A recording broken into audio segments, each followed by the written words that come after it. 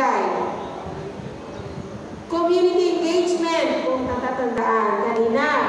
Barangay officials by way of dialogue. Ayan, magpupulong-pulong sa barangay. The usual na ginagawa po natin, walang kahirap-hirap. Meetings, house-to-house visit, crime prevention and safety awareness lecture, distribution ng personal safety leaflets or brochures and other IEC materials.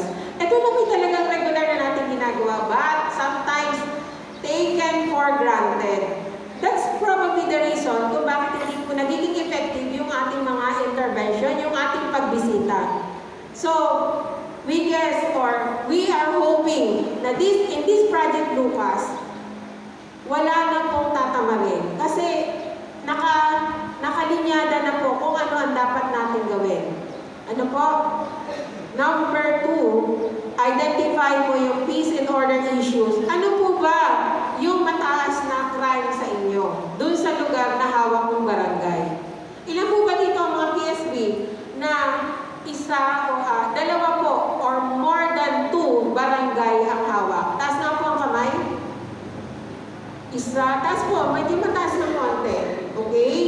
So, mga sir, ma'am, medyo mahirap po kung dalawa ang kanilang hawak.